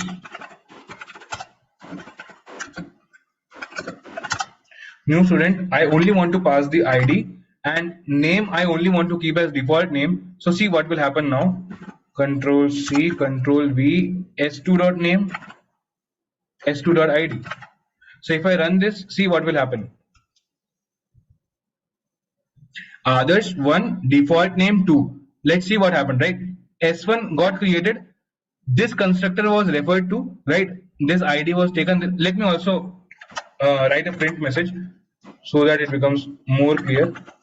Okay, inside constructor, let me call it constructor 2. Okay, just to keep things simple. And this is the third constructor, right? Inside constructor 3. So just to show you the order in which things are happening, see, you are creating this object, you are going to that particular constructor, That is the first thing that you are doing. Okay, so you went here, you assign these values, then this print statement will print. Okay, then you created the second object, you went inside this particular constructor, so these assignments will take place, but the first print statement that you will see is this one. So basically first you will see inside constructor 2, then you will see inside constructor 3, and then you will come to these print statements. Okay, so if I run this command now, run this code now, inside constructor 2, inside constructor 3, as we discussed, then name others, name default name id whatever, right? Can we use functions inside constructor? Let me show you that. You can, right? You can do it. So let me demonstrate also. So let's do codes here. Okay, and let me call codes not here, let me call it here after this one. Okay, क्योंकि अभी जब तक उसको name नहीं मिला तो वो why call it like that. So let's do this one. Okay, I'm commenting it temporarily. These things we are done with. So if I run this code now, see what will happen. Inside constructor 2, right, because this is the one that we called, so inside constructor 2, this print statement, and then codes function kya tha, others codes. So you see, it is possible. So when we have very long construction to do, right, so there are multiple aspects that we need to look at. So हम लोग 2-3 function बना देते हैं, फिर उन 2-3 functions को constructor के inside call करते हैं, right? That is also a possibility. So all that stuff is there. In overloading, parameter is different, right? Is function okay constructor? समझा नहीं मैं. Can we make two constructors have same arguments? Same arguments, int and string you can have, but if you want to do that, you will have to flip the order. Int comma string हो गया, आप string comma int रख सकते हो आप, ठीक है? If we have more constructor, does it execute depending upon matching with parameters? Yes, Vishwas. That is exactly what's happening. Can we use functions in constructor? Yeah. If we want to feed information more than one student, then what we have to do? Create more students. I mean, एक बार एक object creation पे एक constructor call होगा. Okay, so you will have to create multiple objects if you want to call constructor multiple times. So for multiple students information, you will have to keep creating new student. ठीक है? Before starting any concept, please give us a pseudo idea as well as code. यार अपन ने दिया ही था आज, but still I will increase that portion. Is it mentioned with public? Is this if it is mentioned with public, then it's a constructor? No. I'm saying this is generally how we define it. Leave the public portion as of now. Don't worry about it. No argument constructor. No argument constructor, this one. The constructor that does not accept any arguments. It's also called as a default constructor, right? And the constructor that accepts these arguments is called as a parameterized constructor, because these arguments are also called as parameters, right? So just stay here, okay? Time is over, but just stay here. I will share some links with you guys, because you guys have this weekend now, right, where you can utilize time to study more about object-oriented programming. So do utilize that. Can you explain clear difference between function and method? No difference. Function is method only, method is function. Constructor is a special kind of, has a special utility. It will only be called when you create a new object. Okay, that's the only difference. What is the other difference? Constructor does not have any return type. Method में क्या होगा? Int, char, void, return types are there, right? Function can have any name. Constructor will only have the class name. These basic differences are there. But the main thing is, constructor is only called during object creation, when you are using the new keyword. Function is called as and when you need. जब भी आप function को call करोगे वो आ जाएगा.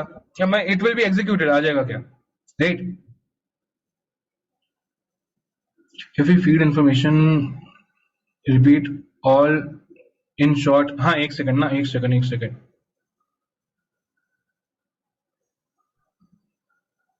We will learn more concepts of it in. ना अरे भाई अभी तो बचा है पूरा. This will take time.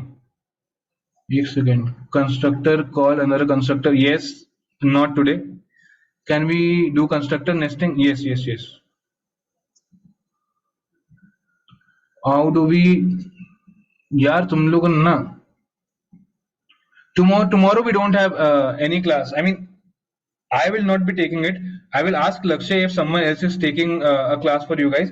Mostly you will not have any class because I am not available tomorrow.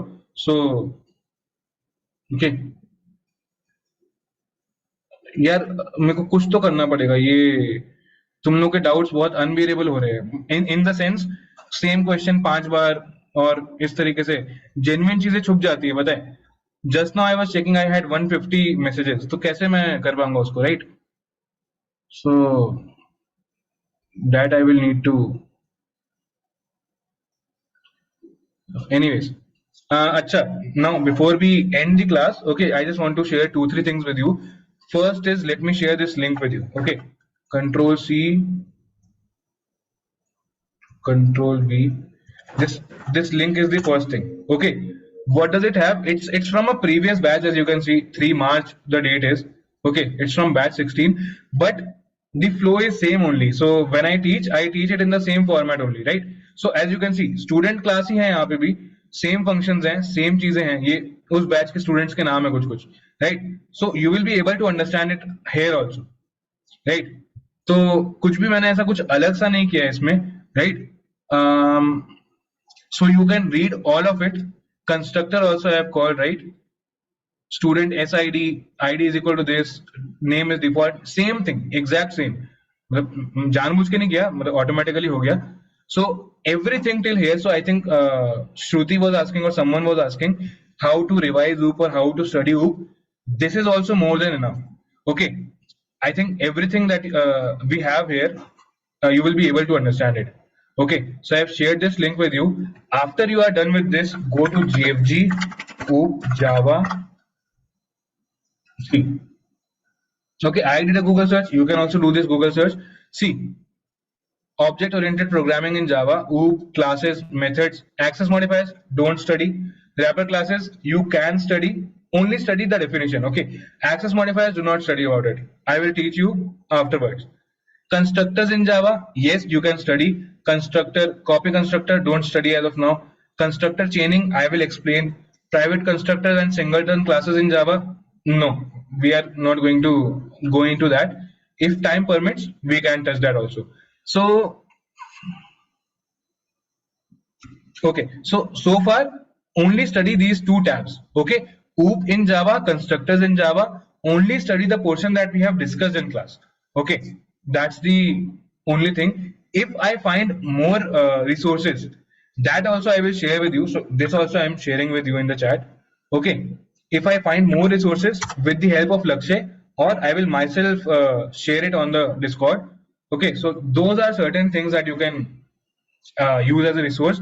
Utilize your weekend properly. I will not be able to engage a class, but if I find any resource, mobile पे Discord तो चला ही सकता हूँ ना, so I will share it with you guys there, है ना? I hope this made sense to you. I know some of you are disappointed कि नहीं समझा क्या हुआ, but as I mentioned, right, थोड़ा थांबा अभी, just hold it for now. We covered very limited concepts today. Okay, class, object, constructor, basic stuff. Try and read about it yourself. Okay, in the next class we will try to we will definitely be working on static keyword, this keyword, and then we will be going on inheritance, polymorphism, other concepts of OOP. Okay, so try to study it beforehand if possible. If it is getting confusing, drop it. Okay, so I think this is something we will have to do because we have a, you can say, big strength to address. 320 people are till the end of the lecture. Also we have 320 people. That's a very good thing, right? So a practical suggestion is you can try to study about the concept that we are going to study in the class beforehand. Okay, usse kya hoga, very good thing that will happen is basics will be clear. So then when I talk about the basics, that you will be able to catch, and then based on that, if I build on the somewhat advanced concepts, you can say, that you will be able to grasp in a better way. So I think this would make sense to you guys also. So try and do that. Baki, we cover everything from scratch. I think today also you would have realized that. But yeah, So whatever little gaps we had today, I will try to basically keep your feedback into, take it into, convert it into action in the next class. So we will do it. Don't worry, this is first class only, and we have covered very less, very little. Go back to your basically घर पे तो क्या घर ही में हूँ. Go back, you can watch the recording in 2x. एक piece of mind वाले attitude से देखना. कल छुट्टी है, आराम से देखना. And then scroll the internet also. So get some idea about OOP, and then we will start again on Monday with OOP only. We will discuss after this constructor के बाद से discuss करेंगे, but till this part be clear till then, है ना? Because fortunately you have this gap Saturday Sunday, so utilize this properly. Okay.